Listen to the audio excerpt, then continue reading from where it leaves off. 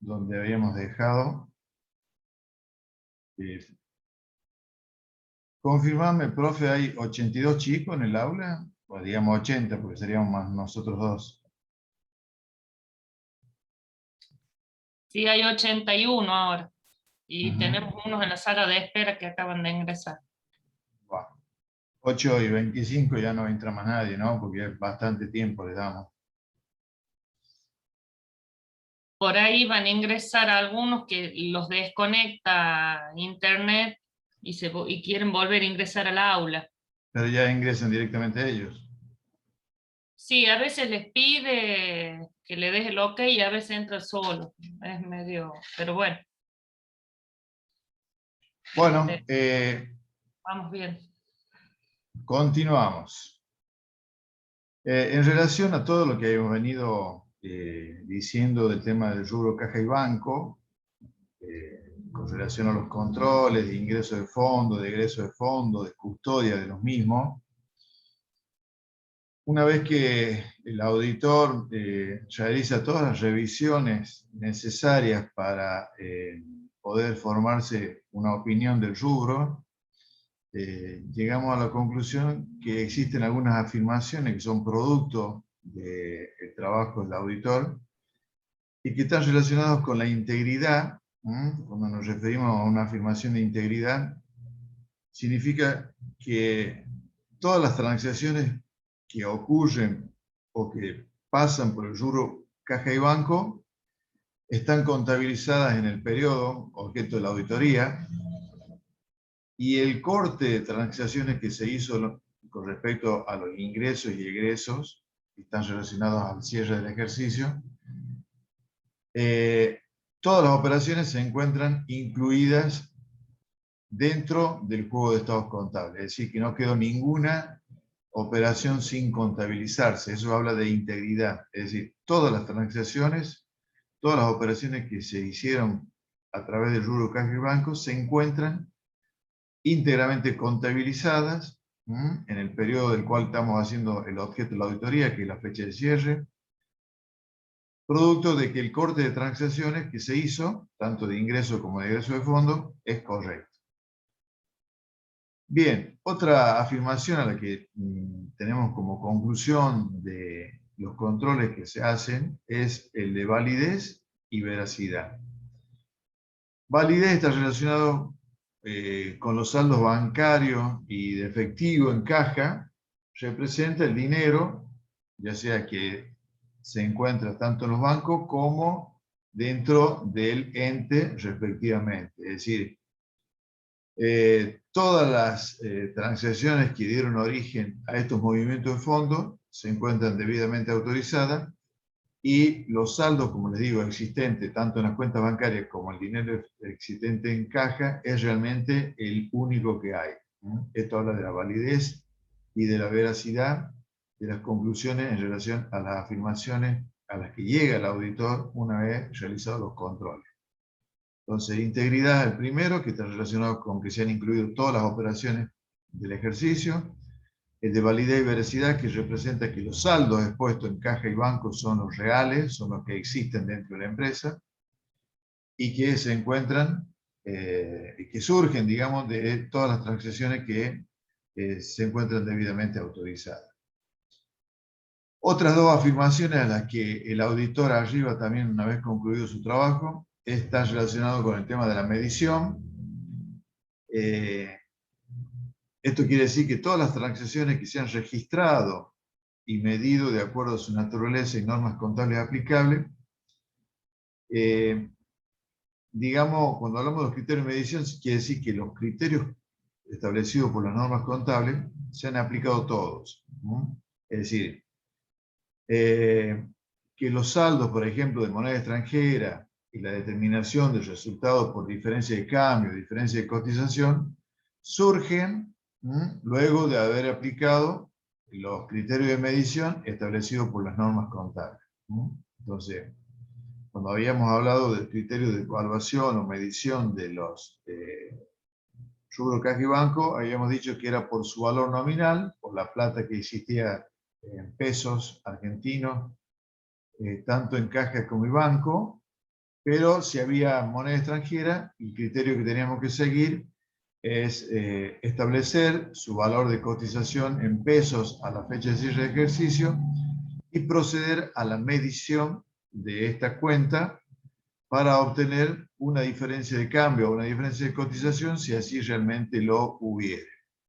Se imaginan ustedes con el nivel de inflación y la variación del dólar diariamente que sucede acá en la Argentina, tranquilamente ante un cierre de ejercicio actual, la tenencia de moneda extranjera por parte de cualquier ente, por parte de cualquier empresa, debería también aplicarse el criterio de medición por valor al cierre de la moneda y también de esa forma obtener el resultado por diferencia de cotización. Esto en cuanto a medición. Por último, también existe una afirmación de exposición, es decir, el rubro se encuentra expuesto de acuerdo a las normas contables vigentes, que son la RT8 y la RT9. Por eso les decía, lo importante es que tengamos conocimiento, como ya lo vimos en análisis de estado contable, el manejo de estas dos resoluciones técnicas que son de exposición y que está relacionado a la forma en que cada uno de los rubros se expone dentro de un juego de estados contables. Bien, entonces, estas afirmaciones son a las que arriba el auditor, una vez concluidos sus controles en cada uno de los rubros, pero, digamos, siempre teniendo en cuenta que de un buen trabajo de auditoría van a surgir este tipo de afirmaciones como, decimos, el de integridad, el de validez, veracidad, medición y exposición como una cuestión que avalaría, digamos, los números o las cifras de los estados contables preparados por el ente. Bien, continuando. Surge ahora hablar de riesgos de auditoría. Ya el profe Alcaraz y algo vimos en la unidad 1, habíamos hablado un poco de los riesgos de auditoría, ¿sí? Y en los riesgos de auditoría habíamos observado que había tres tipos de riesgo: los riesgos inherentes y el riesgo de control, que son responsabilidad del ente, y el riesgo de detección, que era responsabilidad del auditor. En este caso, nosotros estamos tratando los riesgos de auditoría que surgen de los estados contables, por lo tanto vamos a hablar acá del riesgo inherente y del riesgo de control. Habíamos dicho que el riesgo inherente surgía de la cifra de los estados contables que se encuentran expresadas por el ente y también todas las transacciones vinculadas a esas cifras. Y en el riesgo de control, habíamos dicho que el riesgo de control surgía de si el ente tenía o no un sistema de control interno. Si no lo tenía, obviamente que estamos ante, digamos, un factor de riesgo alto en relación a las afirmaciones contenidas en los estados contables. Y si tenía un sistema de control interno, deberíamos verificar si ese sistema de control interno se estaba cumpliendo o no.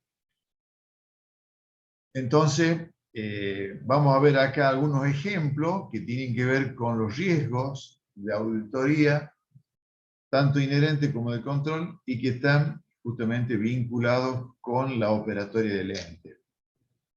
Vamos a enumerar algunos. Por ejemplo, ¿cuáles son los riesgos inherentes del ente en relación a las cifras que están contenidas en los estados contables?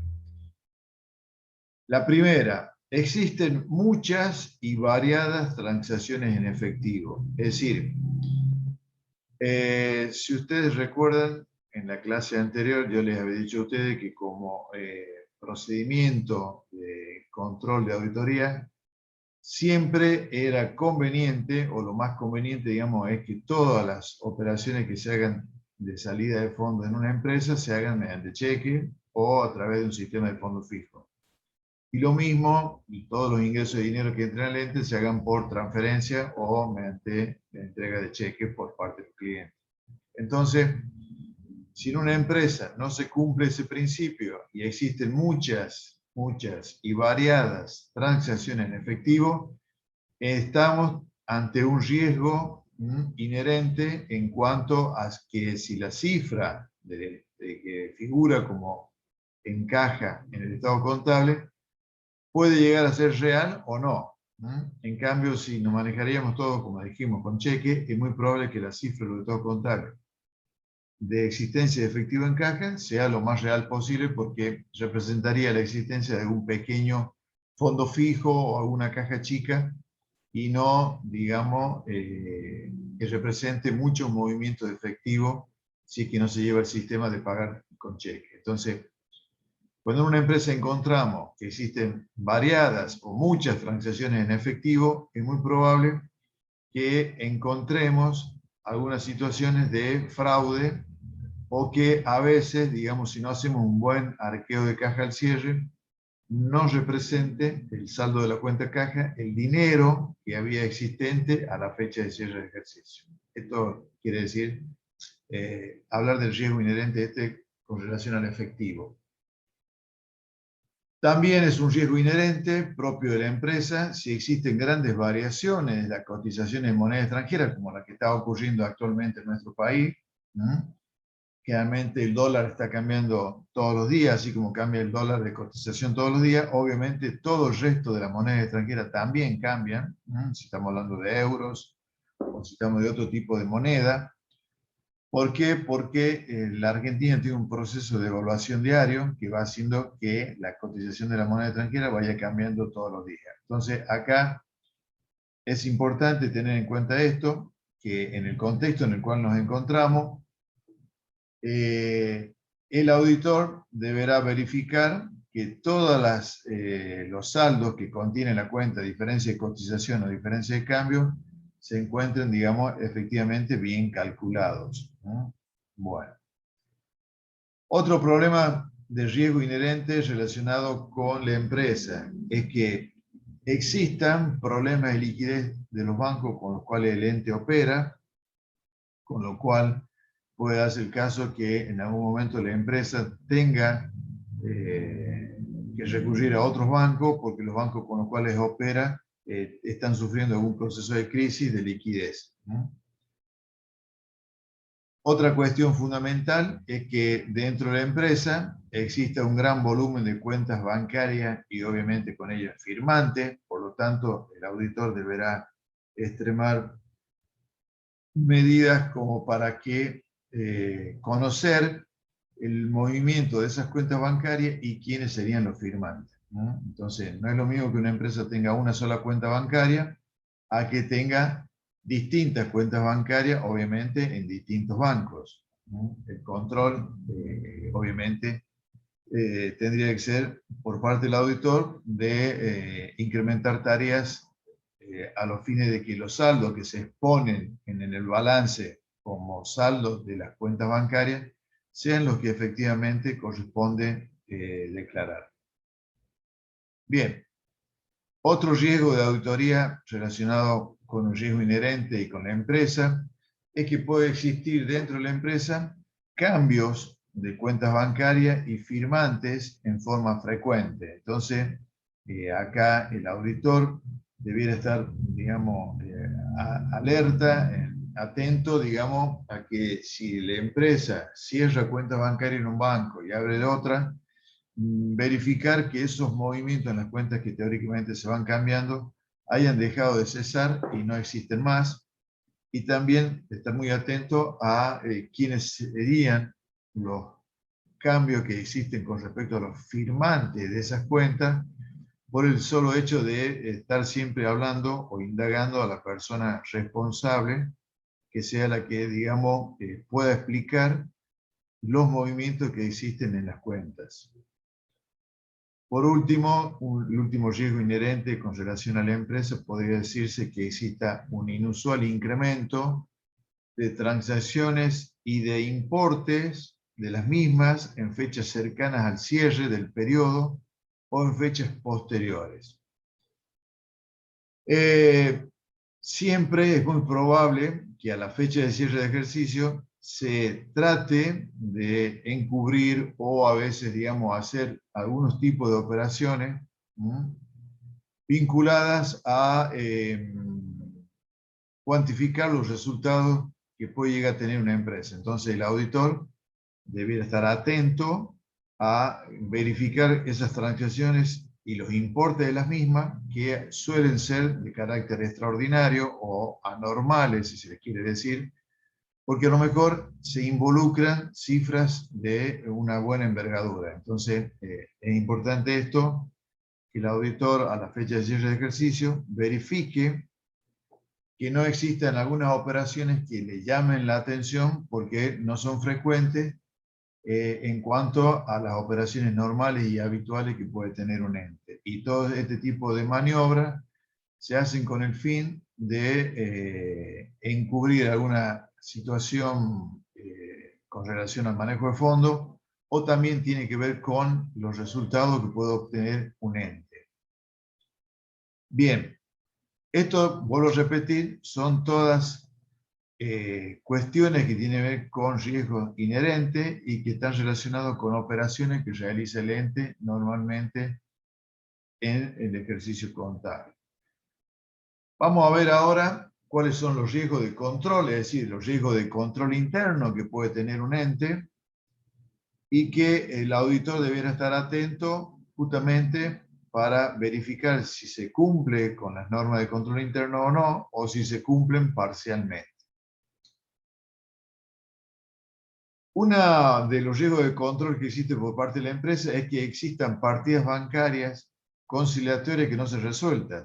Es decir, puede existir, digamos, algunas partidas que forman parte de conciliaciones bancarias y que todavía no han sido resueltas a la fecha de cierre de ejercicio por parte del ente, y las mismas quedaron expuestas con un saldo que no es el correcto, producto de que todavía no se resolvió esa cuestión que tiene que ver con alguna conciliación bancaria, con algún ajuste.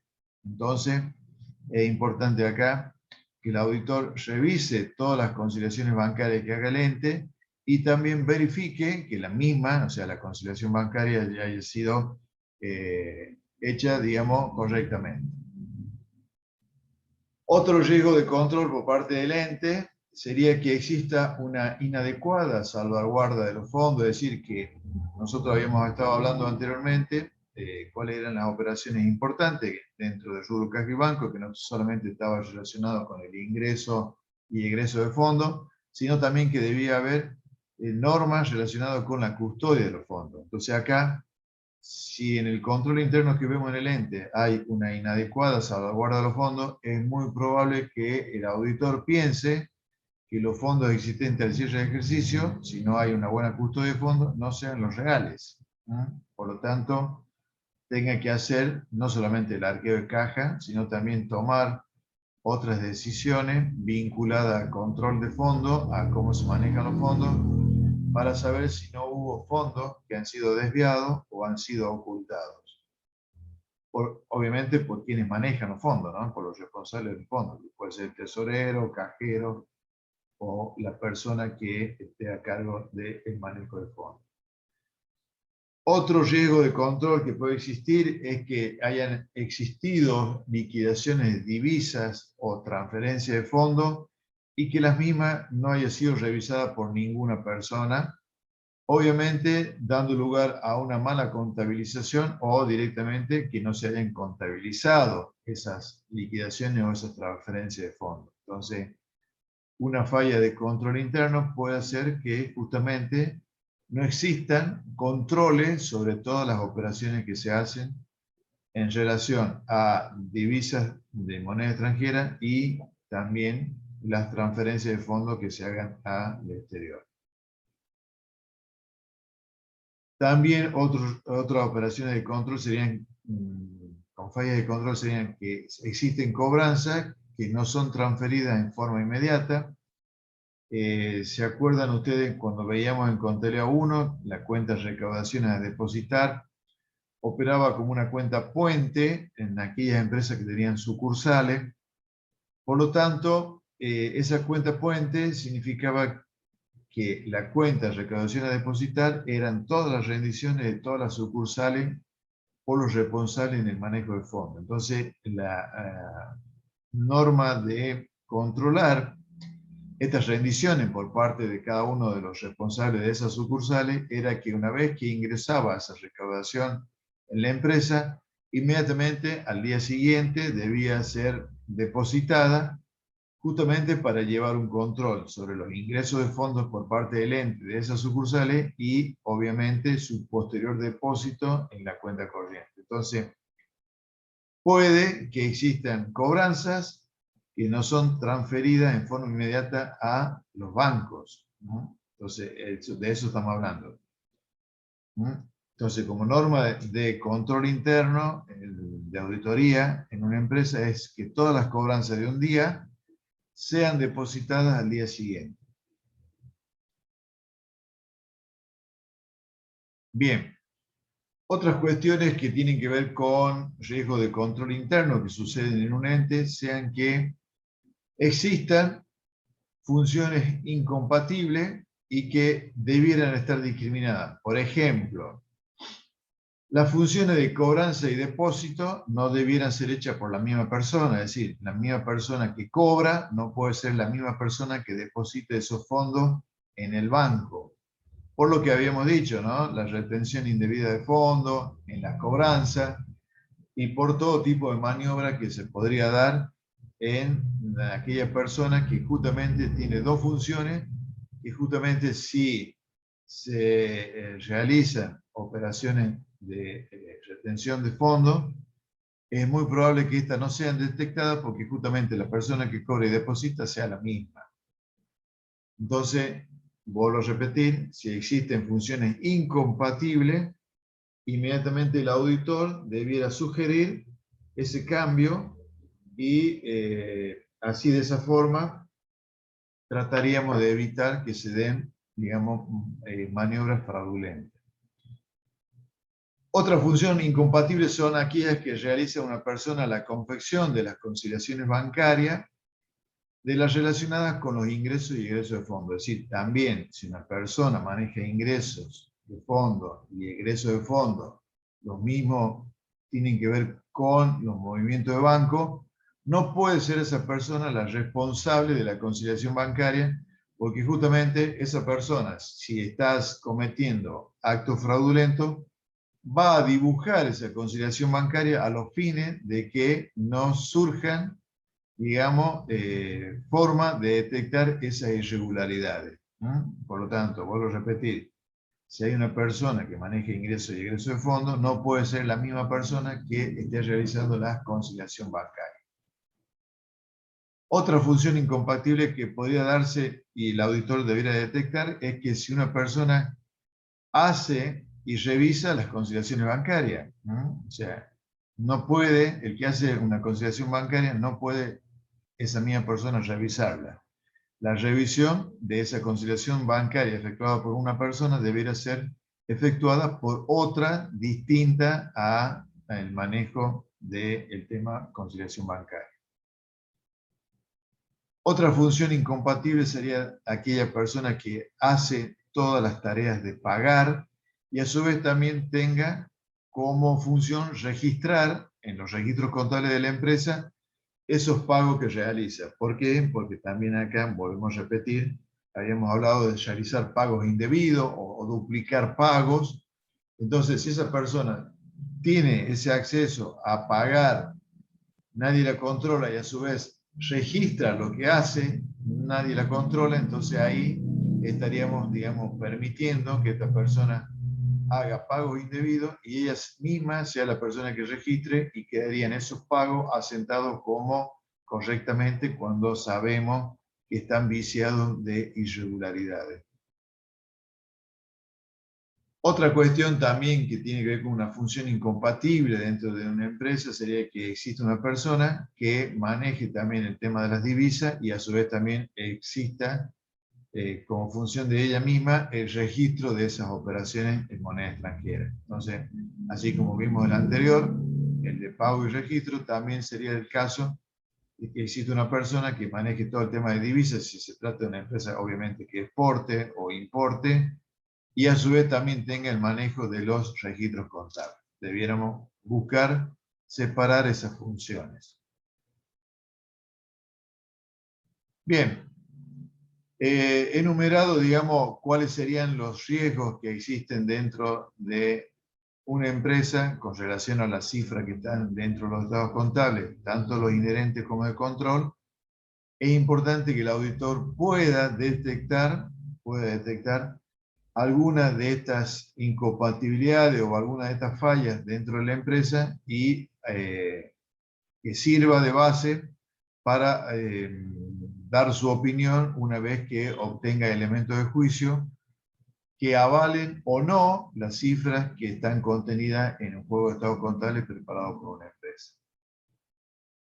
¿Se entiende, chicos, hasta acá? ¿Hay alguna duda? Pueden Sí, hacerla, profe. ya saben, por medio del chat. Profe. Bueno, entonces abandonando un poco los riesgos de auditoría, entraríamos a ver cuáles serían, digamos, algunos principales controles que tengan que ver con el sistema de control interno en una empresa. ¿Cuáles serían básicamente algunas de las principales medidas que deberían implantarse en una empresa?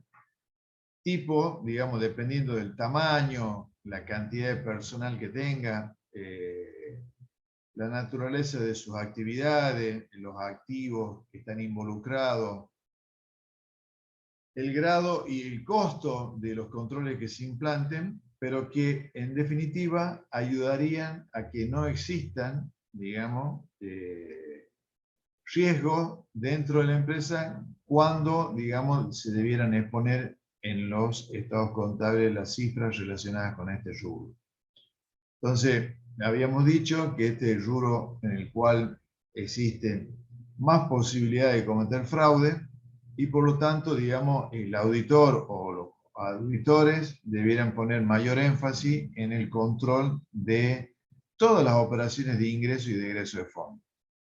Empezamos con el primero.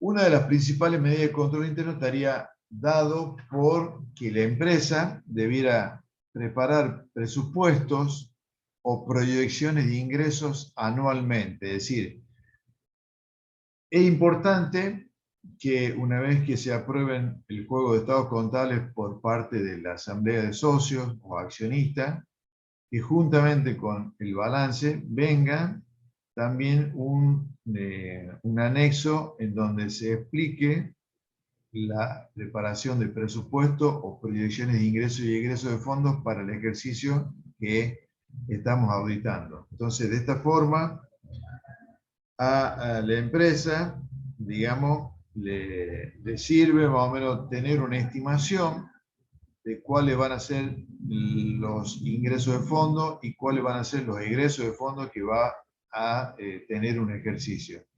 Y de esa forma también le sirve a la gerencia de la empresa o a la dirección de la empresa cotejar con lo que sucedió en la realidad. Es decir, si la empresa había presupuestado que iba a tener, vamos a suponer, 10 millones de ventas o de ingresos por venta, en un presupuesto hecho, cotejarlo con lo que sucedió en la realidad.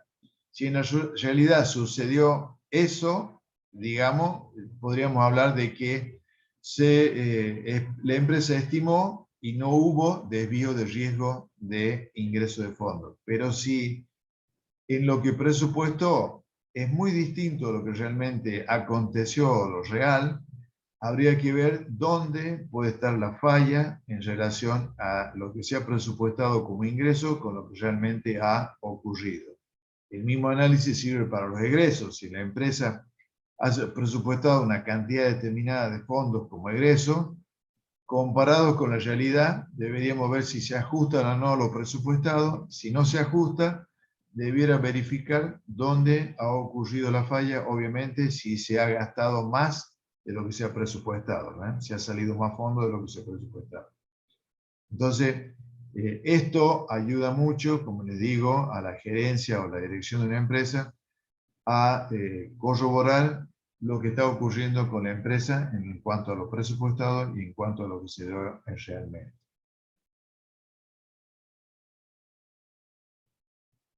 Otro de las cuestiones que tienen que ver con medidas relacionadas con el control interno está la aprobación de las operaciones por funcionarios competentes. Es decir, no todas las operaciones, chicos, sino realmente aquellas operaciones importantes o significativas que sucedan dentro del ente no debieran, digamos, realizarse o no debieran llevarse a cabo sin la autorización de funcionarios competentes. Los funcionarios competentes pueden ser gerentes del área, algún director o algún funcionario importante, ¿no? Entonces, vuelvo a repetir, si imaginan ustedes si todas las operaciones que hace el ente debieran estar autorizadas, estaríamos dentro de una burocracia muy importante. Por lo tanto, simplemente todas aquellas operaciones que son significativas o importantes debieran estar autorizadas por funcionarios competentes para así evitar cualquier tipo de maniobra que vaya a perjudicar al ente. ¿Cuáles serían esas operaciones? Por ejemplo, algún pago importante a un proveedor, alguna compra importante de algún activo, cuando existan, por ejemplo, transferencia de fondos entre las cuentas corrientes que tiene el ente, de una cuenta a la otra. Por ejemplo, habíamos dicho, cuando estaban relacionados con el tema de los ingresos de fondos, el dar descuentos o dar de baja a algunos deudores por incobrabilidad. Esas cuestiones, esos movimientos o esas notas de crédito que surgirían, digamos, por alguna operación que se haya hecho, debiera siempre contar con la debida autorización de un funcionario jerárquico, ¿no? Entonces, para evitar que una persona se quede con fondos en una cobranza, sería importante que para dar de baja a un cliente por incobrable, esa autorización la haya hecho un responsable jerárquico dentro de la empresa. Bien, otra operación que tiene que ver con medidas de control interno, sea que existan permanentemente la conciliación de las cuentas bancarias con extractos bancarios, obviamente. Perdón, me salteé arqueo sorpresivo. La realización de arqueo sorpresivo es lo que les estaba diciendo yo a ustedes el otro día, que a los fines de evitar que los que manejan fondos pudieran hacer maniobras fraudulentas en contra de la empresa, lo importante era hacerles realización de arqueo sorpresivo, es decir, que puede ser, digamos, con una periodicidad semanal o quincenal o mensual, a los fines de evitar que las responsables del manejo de fondos pudieran quedarse con dinero de la empresa. Entonces, de esa forma, las personas que manejan fondos se van a sentir controladas y de esa forma van a dejar de pensar en hacer alguna maniobra que vaya a perjudicar a la empresa. Así como hacemos los arqueos sorpresivos, también es importante que existan la conciliación de las cuentas bancarias, también en forma periódica. Esta conciliación de cuentas debe ser realizada por alguien que no emita los cheques, por ejemplo, ni siquiera que autorice los cheques a emitirlos, sino que tendría que ser por persona ajena a ese tipo de manejo de fondos. Y a su vez, como habíamos dicho, al que realice una conciliación bancaria no debiera estar, digamos, vinculado con ninguna operación de ingreso o egreso de fondos. Estas conciliaciones bancarias, como les digo, también pueden hacerse en forma quincenal o mensual. Y, como les decía, no solamente la conciliación bancaria sirve como un mecanismo de control interno, sino también sirve para ir reflejando cuáles son los saldos disponibles que tiene la empresa para información de la gerencia, obviamente, porque de esa forma se podrá hacer una estimación de manejo de fondos a futuro también, teniendo en cuenta el conocimiento que nos da la conciliación bancaria de cuál es el saldo disponible en banco que existe para la empresa, ¿no? Entonces, la conciliación bancaria puede actuar de dos formas. Primero, para revisar que no se cometan irregularidades, y también como una forma de conocer cuál es el saldo disponible, ¿no?, en efectivo, en banco, del que dispone la empresa para poder seguir emitiendo cheques en sus operaciones comerciales. Otra cuestión que también está vinculada al tema de medidas de control interno que deben hacer los entes está relacionada con el resguardo adecuado de los fondos. Es decir, la empresa toma medidas de seguridad para la custodia de los mismos, usa cajas fuertes, digamos, con combinaciones, en donde se manejan los fondos, digamos, existen normas de seguridad en relación a si existen cámaras, alguna forma de custodia de esos fondos que están vinculados a el espacio físico donde se resguardan esos fondos, si existen, digamos, llaves de acceso o con mecanismos de combinación o de control para poder ingresar a esos lugares físicos por parte de quienes manejan los fondos, etcétera, alarmas, toda esa cuestión que tienen que ver que no cualquier persona va a entrar a los lugares físicos donde se resguardan los fondos, porque obviamente deberá conocer todas aquellas medidas de seguridad como combinaciones o llaves para poder, digamos, tener acceso a esos fondos. Entonces, es importante esto, que en el sector donde se resguarden los fondos, físicamente hablando, debiera existir por parte de la empresa de ciertas medidas de seguridad que, digamos, avalen que ahí no entran más personas que únicamente los responsables de la custodia del mismo. Otra cuestión importante que tiene que ver con medidas de control interno en un ente está el tema del uso de la firma en los cheques, ¿no?, y de la custodia y control de los cheques en blanco. Cuando hablamos del uso de firmas en los cheques, siempre decimos que en toda empresa, en todo ente, en toda organización, todos los cheques debieran tener la firma de dos personas y que la firma sea en forma conjunta, es decir, que no sea indistinta, es decir, que si bien el banco va a recibir cheques para pagar de un determinado ente, el cajero o el jefe de cuentas corrientes en el banco sepa que va a pagar todos aquellos cheques que vengan con dos firmas, ¿no?, y no con la firma de una sola persona. Entonces, como medida de seguridad, es importante que por lo menos dos personas firmen en forma conjunta para evitar maniobras de personales, ¿no es cierto?, de cada uno de los responsables en el manejo de fondos, de emitir cheques con otros fines distintos a la operatoria de la empresa.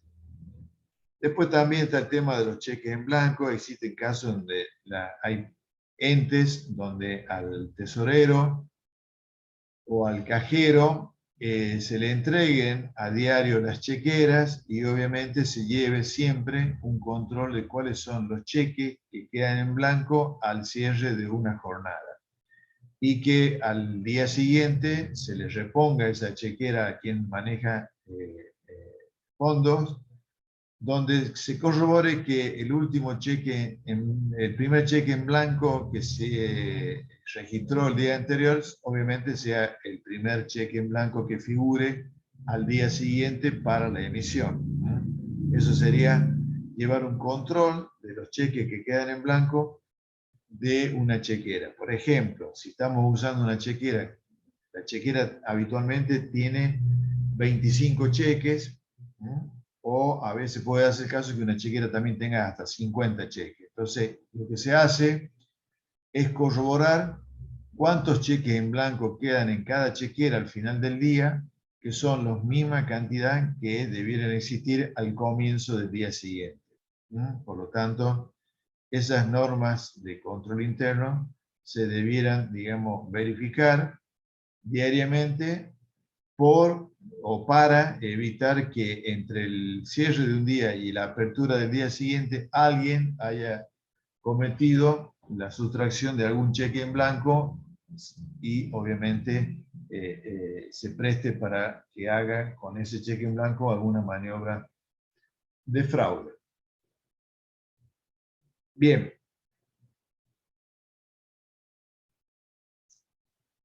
Sigamos con esto.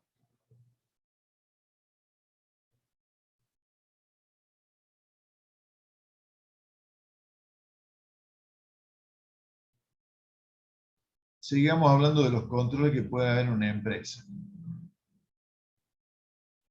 Como ustedes ven, existen diversos controles que tienen que efectuar las empresas, justamente relacionados con el manejo de fondos. Acá volvemos a recalcar un tema que tenía que ver con los riesgos de control que estuvimos viendo, que sería mantener una adecuada separación de funciones incompatible desde el punto de vista del control interno, que es lo que estuvimos señalando en el punto anterior y que estaba relacionado con los riesgos de control dentro de un ente. Entonces, esas incompatibilidades no debieran existir en una empresa para evitar justamente que se cometan maniobras fraudulentas. ¿Estamos? Bien. Cuando alguien, un auditor externo o algún auditor interno detecte eso, lo importante acá es que existan separación de funciones a los fines de evitar esas incompatibilidades. Por ejemplo, si hay personas que manejan o custodian fondos, como son los cajeros, tesoreros, no debieran tener funciones de registro contable. Es decir, si yo manejo fondos, soy el cajero, y a su vez realizo las registraciones contables del manejo de fondos, tanto de ingreso como de egreso, lo más probable es que nunca se pueda detectar si yo retuve fondos o destiné fondos a algún fin distinto al de la operatoria del ente, porque soy el que manejo y a su vez registro. ¿Está claro? Pero también puede darse el caso de que si hago esas dos funciones y tengo un sistema de control interno, el sistema de control interno pueda llegar a detectar que esa persona está manejando fondos de una manera irregular y de esa manera irregular también los registra. Pero si no existiera el control interno, difícilmente pueda darse que el auditor externo lo pueda llegar a detectar. Lo va a detectar si observa que existen maniobras por montos importantes y no existe la documentación respaldatoria correspondiente. Ahí sí puede llegar a detectar. En este caso, por ejemplo, quien maneja fondos de ingreso de egreso no debiera ser el responsable de registrar esos ingresos y egresos. Como así también el que hace registros de cobranzas de créditos por venta o pago a proveedores, tampoco debiera tener el acceso a realizar registraciones contables de cobranza como de pagos. Y obviamente, si vemos en aquellas empresas donde el vendedor también cobra lo que vende, también es muy probable que nos encontremos con situaciones de irregularidad. Por lo tanto, la persona que venda no debe ser la persona que cobre. Es muy probable, chicos, que ustedes hayan entrado a un negocio y van a ver que los vendedores jamás cobran, o también puede hacer caso que hayan entrado a un negocio muy pequeño y que por razones de costo, la persona que vende también les puede llegar a cobrar. Entonces, esto está relacionado con los principios de control interno, de los cuales nosotros estamos acá señalando como posibles fallas y que las empresas debieran tener, digamos, como mecanismo de control, la adopción de todas estas medidas. Entonces, hay que mantener, vuelvo a repetir, una adecuada separación de funciones que sean incompatibles desde el punto de vista del control interno. Hoy en día, digamos, un poco la tecnología está ayudando a que la persona que factura y cobra pueda hacer las dos funciones, como son, por ejemplo, las operaciones que se hacen por el sistema de controladores fiscales. Pero, digamos, si yo no facturo una venta, ¿sí? Si yo no facturo una venta, es muy probable que esa plata quede en poder del que vendió. En cambio, si se factura, es obvio que la plata debiera estar en la caja, ¿no es cierto? O el comprobante de pago, ya sea con tarjeta de crédito o una tarjeta de débito, va a quedar el comprobante respaldatorio de la venta que se facturó. Pero si la venta no se factura, es obvio que ese dinero o ese comprobante de la venta no va a estar dentro, digamos, de la caja de la empresa. Una cuestión fundamental que tiene que ver con los controles dentro de la empresa, habíamos dicho que era efectuar todos los pagos con cheques y que para los pagos menores podría darse de habilitar un fondo fijo y obviamente un responsable del manejo de ese fondo fijo. Entonces, es recomendable que todos los pagos que haga la empresa se hagan con cheque, porque de esta forma el cheque, digamos, va a estar respaldado, es decir, quien emite un cheque va a tener un doble control por parte de quien realiza la orden de pago y también de que el que va a firmar el cheque va a verificar la orden de pago que se encuentre, digamos, el documento respaldatorio de ese cheque, que puede ser una factura, un recibo, lo que sea. Y también vamos a suponer que para el auditor, si ese respaldo documental no está en la empresa de un cheque que se ha emitido y que figura en el extracto bancario de la empresa, el auditor, si quisiera saber quién fue el destinatario de ese cheque, tranquilamente le puede pedir al banco que le informe con relación al número de cheque tal, quién fue la persona que lo ha cobrado. Entonces el banco le va a escanear en una foto, ¿no es cierto?, el frente y el dorso de ese cheque y se lo va a comunicar al auditor o, digamos, al auditor interno si fue un pedido desde la empresa. Entonces, de esa forma, cuando nosotros pagamos con cheque, si no está la documentación respaldatoria, también preguntándole al banco, el banco nos va a informar quién ha sido la persona destinataria de ese cheque y quién lo ha cobrado. ¿Por qué? Porque en el banco siempre hay que colocar el nombre de la persona que va a cobrar ese cheque y atrás figura la firma de la persona como una cuestión de endoso hacia el banco, autorizándole a que le haga el pago. Entonces, vuelvo a repetir, la ventaja de pagar con cheque es que ante la pérdida de una documentación respaldataria de un cheque, el mismo banco nos puede estar dando la información que nosotros precisamos. Y también la otra ventaja que había dicho era evitar el manejo de efectivo dentro de la empresa, ¿no? Con lo tanto, nos evitaríamos, nos ahorraríamos problemas de faltantes por parte de quien maneja. Bien, y hoy actualmente, para evitar también el manejo de cheque, existe el tema de pagar todo electrónicamente, es decir, directamente a través de home banking, en las cuentas de la empresa o el sistema de interbanking, que sirve para pagar a proveedores o pagar impuestos, también como mecanismo reemplaza el cheque y directamente estamos pagando desde nuestra cuenta a la cuenta del proveedor o a la cuenta del fisco cualquier tema que tenga que ver relacionado con una erogación de fondos.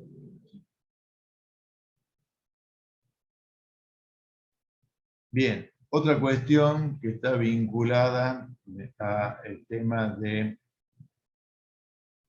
medidas de control interno significa efectuar control de la documentación previo a la firma de los cheques, como decíamos recién, es decir, para yo firmar un cheque, el tesorero responsable del manejo de los pagos me debiera pasar un documento que se llama orden de pago.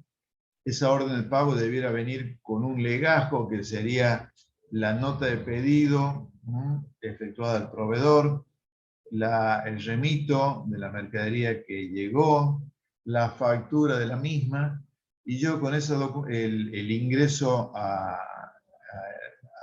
almacenes, por ejemplo, o a depósito, con el aval en un formulario interno de la empresa de que esa mercadería entró. Entonces, ese legajito que está relacionado con un determinado pago, quien vaya a conformar o quien vaya a firmar ese cheque directamente va a estar controlando que esa operación al menos está documentada. Después verificaremos si es real o ficticia, pero por lo menos, digamos, está toda la documentación respaldatoria en la orden de pago para emitir un cheque. Y el control que se debe hacer acá, que es una vez que se ha firmado este cheque en respuesta a esa orden de pago, es ponerle un sello de pagado a esa factura para evitar de esa forma de que ese mismo juego de documentación vuelva a pagarse y se evite pagar 2 veces. Entonces, una vez que el responsable de la firma de cheques haya controlado esa orden de pago con la documentación respaldatoria que habíamos nombrado, es importante que coloque un sello de pagado en el cual también puede ir o puede incluir cuáles son los datos del cheque que se ha utilizado para pagar esa factura. El cheque número tal, por ejemplo, del banco tal, si la empresa lleva cuentas corrientes de distintos bancos. Entonces, tengan en cuenta esto, chicos, como una medida importante al momento, digamos, de cancelarse un pago o una determinada obligación. Otra cuestión que está vinculada al sistema de control interno sería que los cheques emitidos no deben volver a quien los preparó o a quien los solicitó. Los cheques deben continuar, digamos, el curso administrativo y ser por parte de mesa de entrada de la empresa o la secretaría o alguna oficina que tenga de entrega de esos valores, quien entregue esos valores, digamos, a quien los viene a buscar. Y no sean las mismas personas que hayan preparado o quien solicitó que se haga el pago, para evitar de esa forma el manejo de ese cheque en beneficio de esas personas que quieren, digamos, cometer algún acto fraudulento. Entonces sea otra área distinta quien sea el que entregue los cheques correspondientes a los beneficiarios a los cuales se le ha emitido el cheque.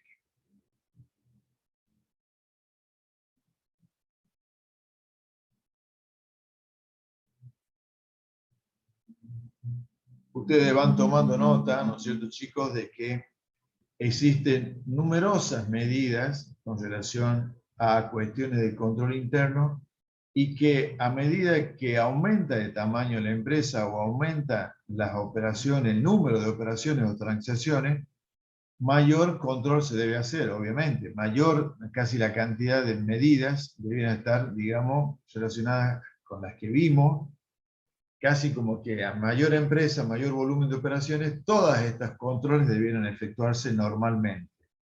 Y a medida que la empresa, digamos, es más pequeña o más chica o tiene menos controles, elegiríamos de todo esto cuáles son los controles que debieran darse en ese tipo de empresa, pequeña o mediana, y no estar aplicando todo porque obviamente la separación de funciones significa que trabaja mucho personal dentro de una empresa y eso tiene un costo laboral, que a lo mejor determinadas pequeñas o medianas empresas no están disponibles para asumirlo, por lo tanto a veces no tienen un sistema de control interno y están expuestos con un mayor riesgo de que este tipo de operaciones fraudulentas ocurran en el mismo. No así en aquellas empresas que tienen un buen sistema de control interno, en donde también, ¿sí?, la tarea del auditor externo se ve un poco alivianada por el hecho de que existe un auditor interno que ya está cumpliendo con todas estas funciones que tienen que ver con el control interno del ente.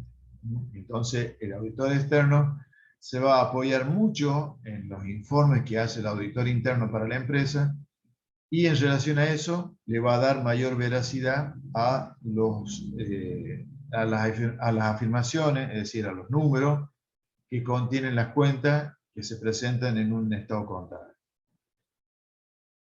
Bien, continuamos con algunos principales controles o medidas de control interno que se deben tomar en un ente. Por ejemplo, las cobranzas que se reciben por correo debieran ser recepcionadas por personal ajeno al manejo de fondos y al control de las cuentas corrientes de los clientes, obviamente. Entonces, esto está relacionado con que cualquier cheque que llegue a la empresa vía correo, quien lo reciba sea una persona que no tiene nada que ver con el manejo de fondos, con los ingresos de fondos, ni también tenga que ver con el acceso al manejo o al registro contable de los clientes, de las cuentas corrientes, obviamente, para evitar de que, como decíamos anteriormente, si hay un responsable que se queda con un cheque de un cliente y luego este responsable de fondos hace una nota de crédito por algún descuento o hace una nota de crédito declarándolo incobrable al cliente y se queda con ese valor, de esa forma vamos a evitar este tipo de maniobra, ¿no? Entonces, hay que tener cuidado entonces cuando se reciben cheques por vía postal, de que quien reciba esos cheques, quien los abra los sobres y, digamos, entregue esos valores, debiera ser una persona totalmente ajena a la responsabilidad que tienen de manejar los fondos o de manejar las cuentas corrientes del cliente. ¿Cómo surgiría este tema? Fíjense ustedes que la persona que recibe esos cheques va a hacer un registro de todos los cheques que ingresan al ente y luego con ese registro le va a entregar, digamos, esos valores a la persona que maneja los fondos, una copia con un detalle de todos los cheques que le está entregando, ¿sí? Esta persona que está entregando esos valores le va a hacer firmar al que maneja los fondos de ese registro a los fines de que quede notificado que los cheques que ingresó a la empresa y que fueron, digamos, recepcionados por esta persona, le ha sido entregado al responsable del manejo de fondos, y también otra copia le va a hacer a la persona que maneja las cuentas corrientes, también le va a hacer firmar de que esos cheques han ingresado de los clientes tales y tales, a los fines de que también haga el registro correspondiente y registre los débitos en cada una de las cuentas de los clientes por los pagos que han sido recibidos. Entonces, esa es la idea, que una persona reciba los valores y que esa misma persona, una vez que haya efectuado un detalle de los valores recibidos, al momento de entregarle al responsable de los fondos y al que maneja las cuentas corrientes bancarias, se los entregue, digamos, de tal forma que quede un control, como que esos cheques ingresaron al ente y le fue entregado a esta persona para evitar que realicen maniobras, vuelvo a repetir, de fraude. Entonces, eso es muy importante que ocurra, digamos, como una norma de control interno. Ustedes fíjense que acá ya estaríamos hablando de 3 personas que trabajan en una empresa. La persona que recibe y abre la correspondencia, la persona que maneja los fondos y la persona que maneja el sistema de cuentas corrientes de los clientes. Entonces, puede darse que en una gran empresa esto ocurra, pero en una pequeña empresa, en una, como le decimos, una MIPYME, no existan porque no hay forma de manejar costos laborales para dar trabajo a 3 personas y sea realmente una persona la que hace todo este tipo de funciones. Que reciba el cheque, que sea el responsable de los fondos y que a su vez también realice las registraciones en las cuentas corrientes de los clientes. Entonces acá es donde el auditor, si nos damos con que una empresa no tiene un sistema de control interno con separación de funciones, obviamente que va a tener que realizar mucho trabajo o va a tener que realizar muchas operaciones de muestreo, de control, para saber si los cheques que ingresan al ente han sido ingresados a la caja y si también han sido registrados los débitos en cada una de las cuentas de los clientes. ¿Se entendió, no, chicos?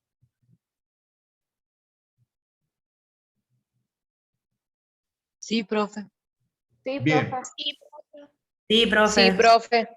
Otra cuestión que está vinculada al ingreso de los valores por parte de los que llegan vía postal o de cualquier otro valor que haya sido llevado directamente a la empresa o que haya sido dado en el momento de pago, es que inmediatamente todos esos cheques que recibimos de terceros, los clientes, o digamos por cobranza o por venta de contado, inmediatamente debiéramos ponerle un endoso restrictivo al dorso del cheque y una leyenda que diga únicamente para ser depositado en la cuenta número tal, del banco tal, de la empresa tal, que sería la empresa que está recibiendo obviamente esos valores. Eso se hace a través de un cheque que inmediatamente el responsable de dar ingreso a esos valores a la empresa le debiera colocar, porque si se llega a perder un cheque que ingresó a la empresa o alguien sustrae un cheque en beneficio propio, cuando lo lleve a cobrar al banco y tiene ese sello, no lo va a poder cobrar, porque el cajero del banco le va a decir que únicamente ese cheque ya tiene un endoso restrictivo y únicamente puede ser depositado en la cuenta corriente y en el banco tal de tal empresa. Eso, como les digo, es para evitar que alguien, o en una empresa que maneja importante cantidad de cheques de terceros, pueda sustraer algún cheque y cobrarlo personalmente, con algún endoso que le haga. Entonces, si nosotros le ponemos ese sello, inmediatamente recibido el cheque, estaremos haciendo un endoso restrictivo, por lo tanto ese cheque no puede cobrarse, no lo puede pagar a nadie, y simplemente ese cheque se va a depositar y va a aparecer depositado en la cuenta que figura como indicada al dorso del mismo en ese cheque, en ese sello, perdón. Otra cuestión que está vinculada a las normas de auditoría está relacionado con que habíamos dicho que todas las cobranzas que se realizan en un día deben depositarse íntegra e inmediatamente recibidas al día siguiente. Es decir, que todos los fondos que han ingresado a una empresa en efectivo debieran depositarse inmediatamente al día siguiente, una vez controlado ese total de fondos, debieran ser depositados inmediatamente al día siguiente en la cuenta corriente de la empresa.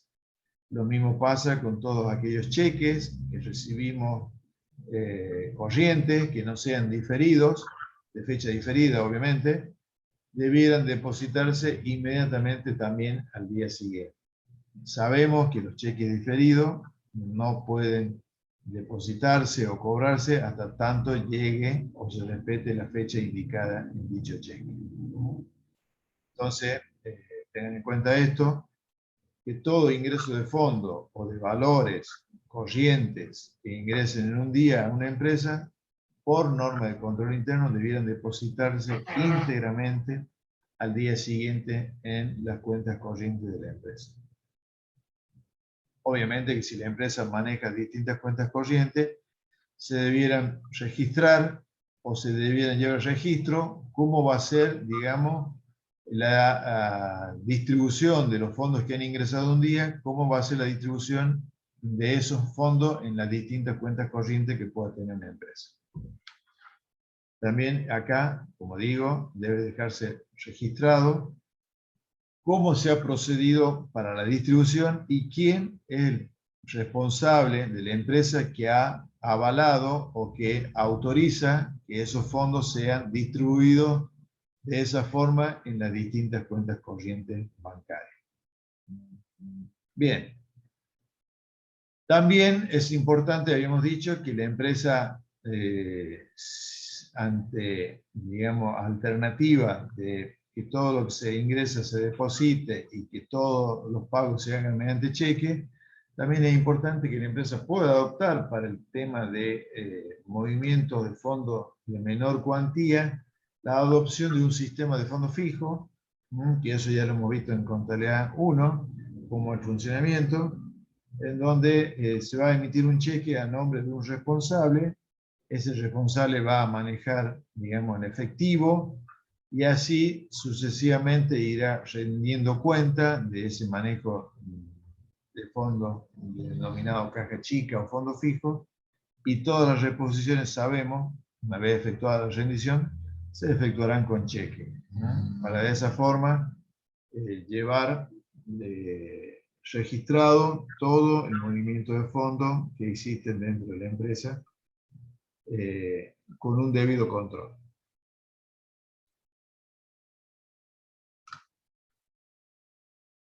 Bueno, por último, para que vean ustedes la cantidad de medidas de control internos que existen, obviamente se debiera existir algún responsable que haga la conciliación de los saldos entre los distintos sectores de la empresa, entre quienes están formando parte de la tesorería, quienes forman parte de las cuentas a pagar, de las cuentas a cobrar con los clientes y de quienes lleven la contabilidad general del ente.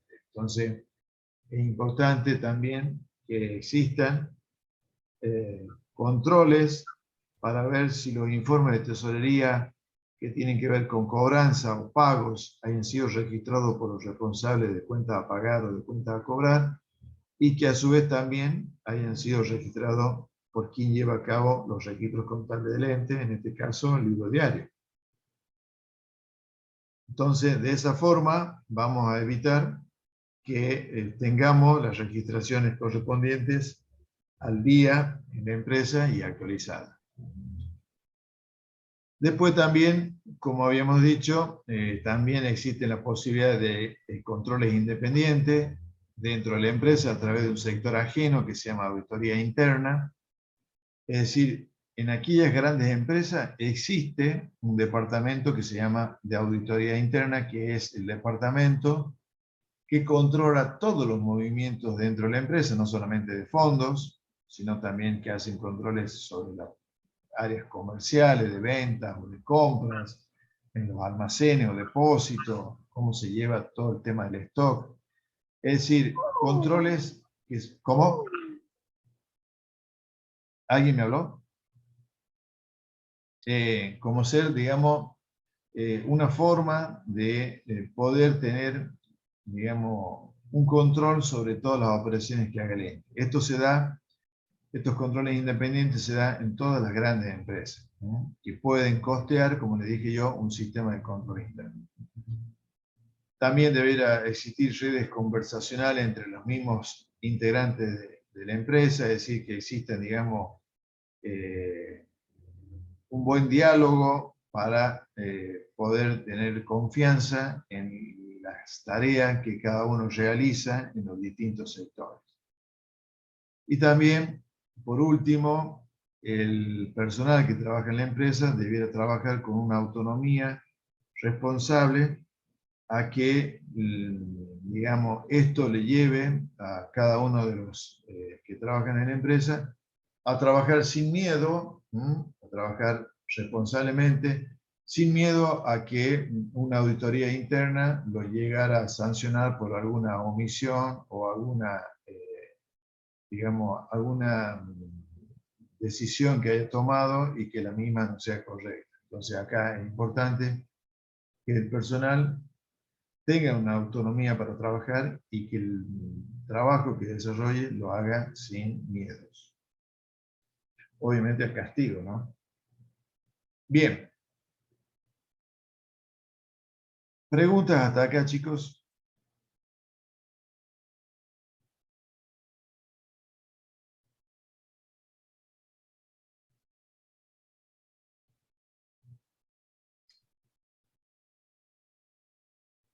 Por último, vamos a hablar, dentro de toda esta parte teórica que ven ustedes, que está relacionado con procedimientos y medidas de control, vamos a hablar de los procedimientos de auditoría y que tienen que ver un poco con la evaluación del control interno, en donde estas pruebas de cumplimiento, en combinación con pruebas sustantivas que vamos a ver en la próxima clase, son las que se deben aplicar dentro de una empresa y que están relacionadas con el manejo de fondos.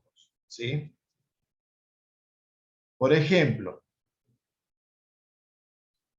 un procedimiento de auditoría que se debe hacer habitualmente es que se debe controlar los ingresos que están asentados en las planillas de caja, o, si no se llevan planillas de caja, en los subdiarios de cobranza o de caja e ingreso, que también les sabíamos llamar antes.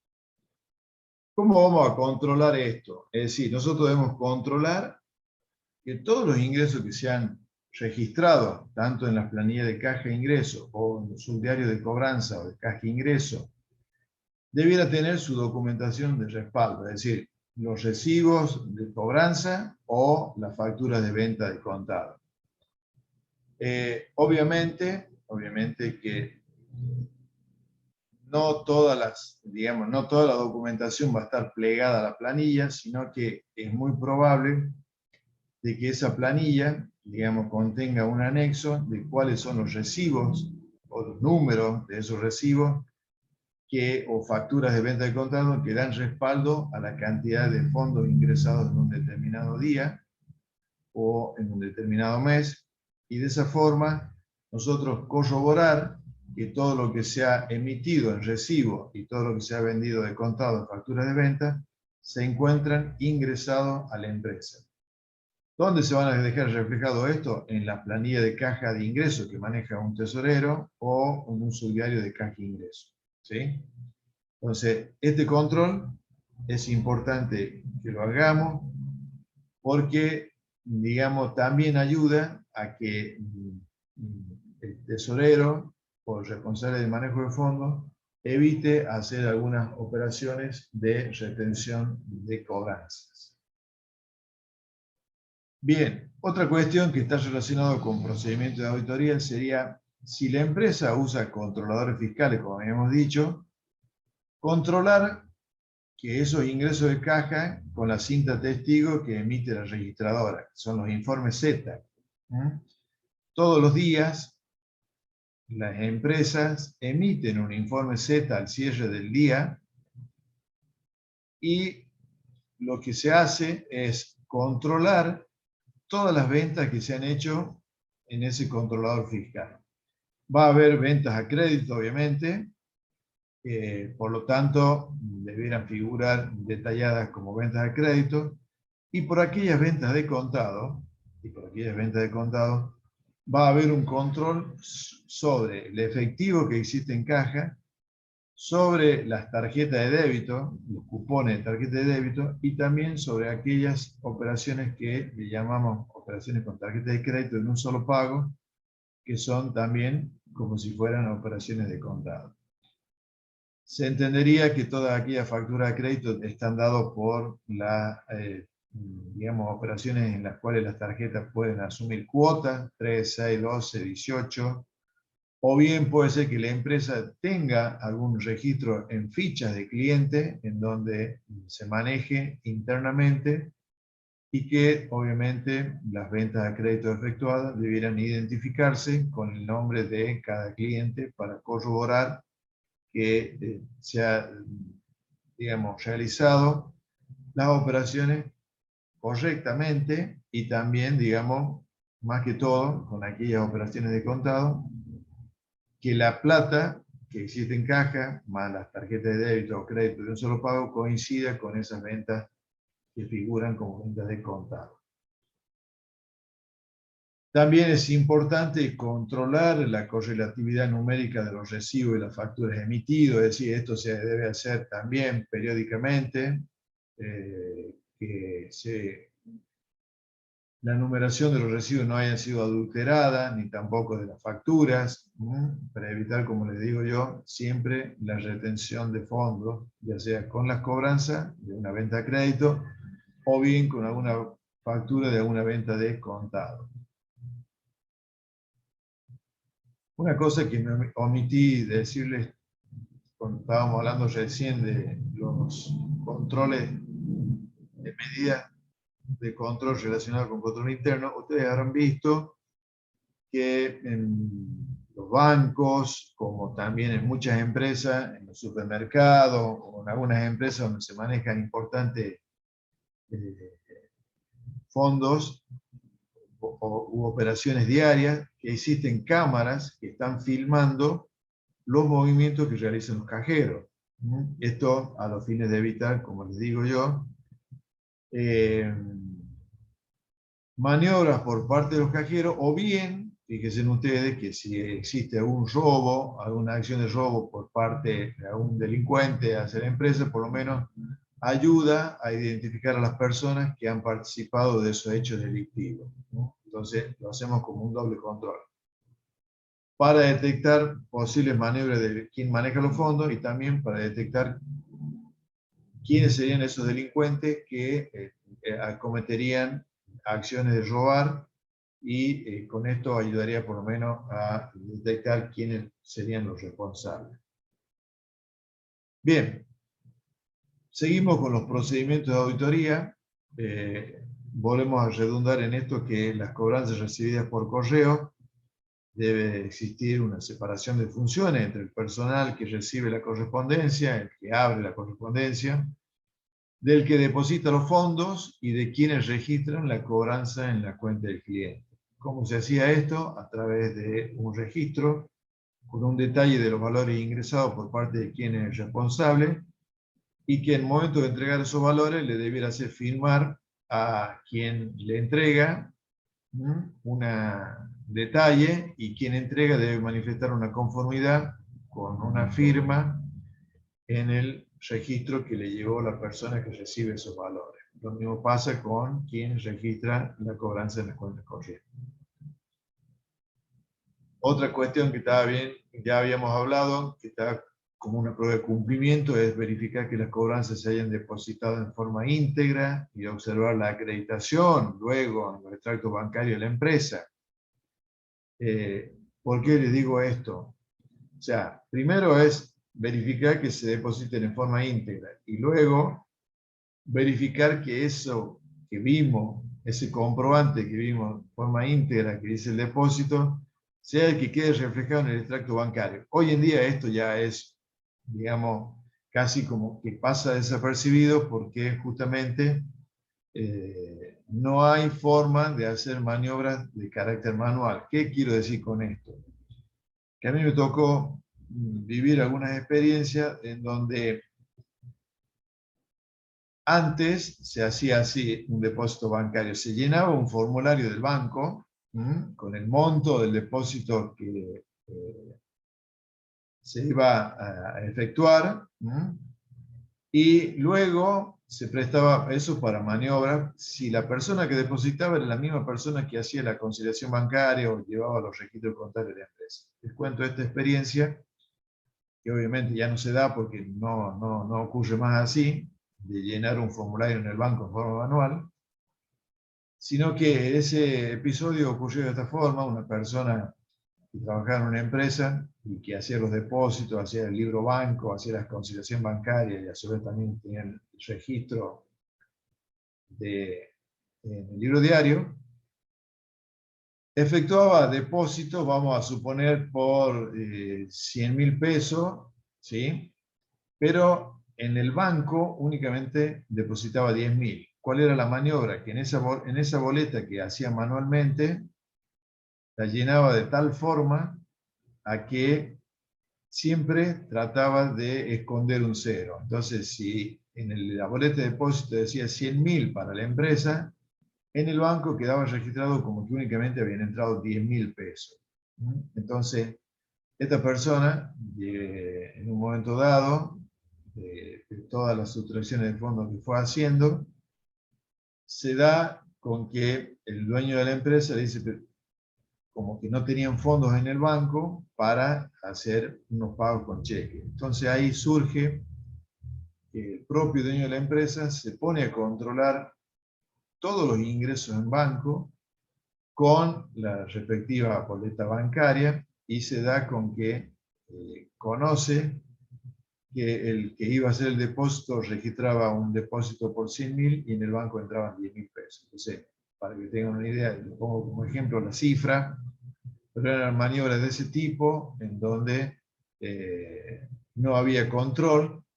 ¿Cuándo se dio la forma que la empresa empezó a hacer control? Cuando ya no tuvo plata para emitir cheque, pensando los dueños de la empresa que había muchos fondos en el banco.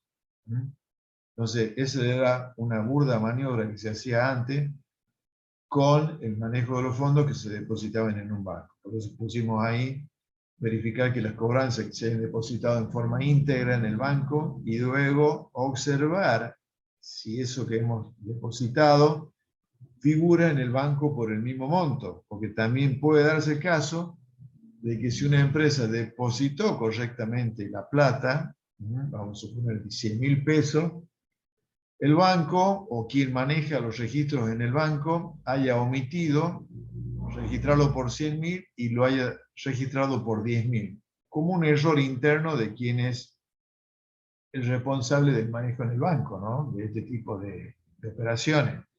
Entonces puede darse el caso de que una empresa convencida de que los 100.000 pesos que depositó debieran estar en su extracto bancario, luego se da con que realmente en vez de registrarse por 100.000, se registró por 10.000, por lo tanto es importante esto para poder reclamar inmediatamente, ¿no es cierto? Y evitar que la empresa llegue a tener algún descubierto por algún cheque que haya emitido, teniendo en cuenta cuáles eran los futuros depósitos que iba a hacer. Entonces, se puede dar de las dos formas también, como un error en el banco, que un depósito que hizo una empresa por un determinado monto, por decir 100.000 pesos, el banco lo haya registrado por 10.000. Entonces, acá, como les digo, se da en que se debe verificar que todos los depósitos que se han hecho en el banco hayan sido registrados por el mismo valor, obviamente por el banco, ¿no?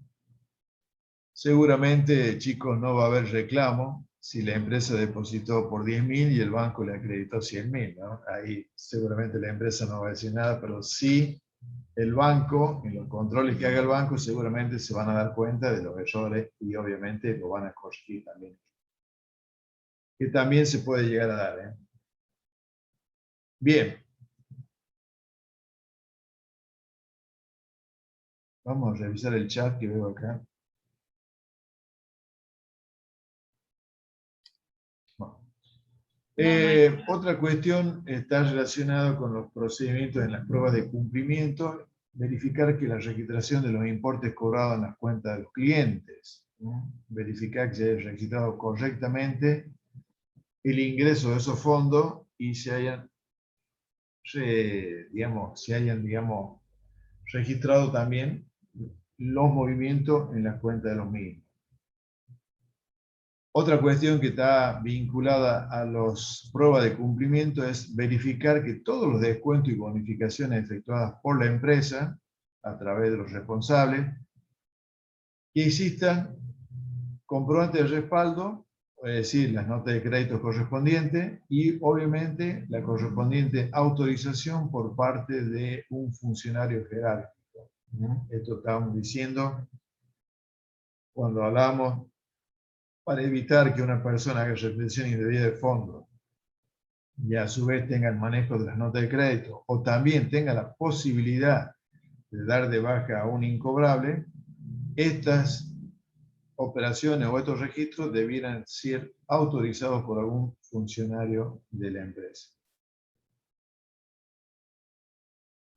Otra prueba de cumplimiento con relación a los ingresos de fondos está verificar el registro de los ingresos en el libro diario, es decir, que no solamente verifiquemos la planilla de caja de los ingresos o en el libro de caja de ingresos, sino también que ese total de ingresos que se encuentra registrado en esos registros también se encuentre registrado por el mismo importe en el libro diario.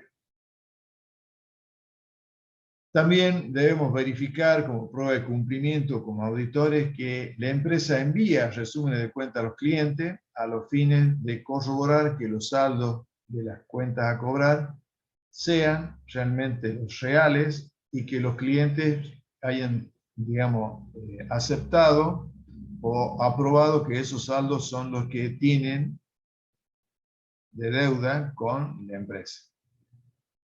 Y por último, con relación a los ingresos, también debemos verificar que existe una separación de funciones entre el personal que realiza las cobranzas, de quienes manejan y custodian los fondos, y obviamente quienes son los que tienen el registro de las recaudaciones o cobranzas. Bueno, ustedes han visto ahí que son muchas las pruebas de cumplimiento que tenemos que tener en cuenta al momento de hacer controles sobre las cobranzas o sobre el ingreso de fondos que tiene el ente. Acá están detalladas todas las procedimientos de auditoría que debe efectuar un auditor para corroborar los saldos del rubro caja y banco, en cuanto, obviamente, a los ingresos. Por último, vamos a ver cuáles son aquellos procedimientos que están relacionados con los pagos o egresos, digamos, en general, de fondos. El primero, obviamente, es lo contrario de lo que habíamos visto en los ingresos o en las cobranzas, es verificar los egresos contabilizados en las planillas de caja o subdiarios de caja egreso o de pago, con la documentación de respaldo, y que también esta documentación de respaldo también tenga la correspondiente autorización de pago, obviamente, si se trata de sumas importantes, como habíamos dicho, por parte de algún funcionario jerárquico de la empresa.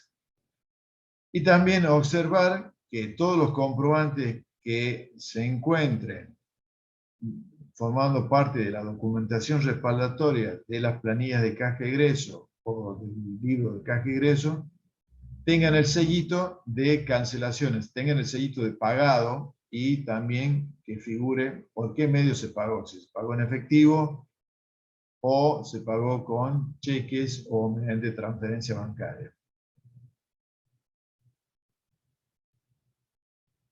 También, como prueba de cumplimiento de los egresos de fondo, debemos verificar los egresos por depósitos con los extractos bancarios correspondientes, que es lo que hacíamos mención hace un rato.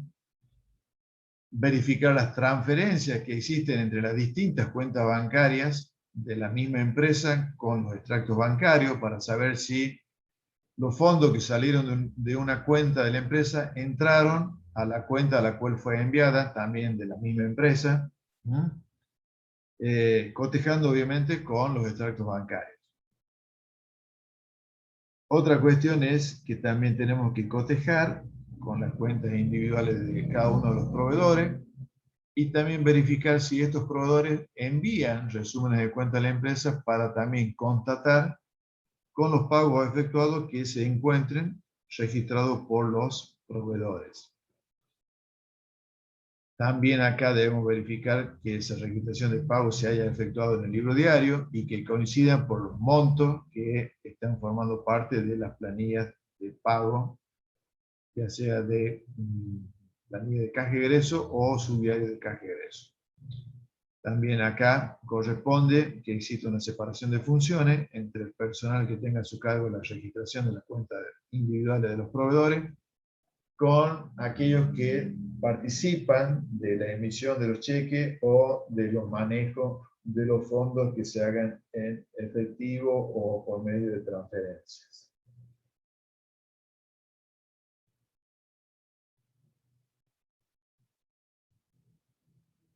Para terminar, chicos, con el día de hoy, bastante aburrido si lo queremos llamar, que son todas estas medidas de control interno, de las cuales, digamos, es importante que sepamos diferenciarlas unas con otras.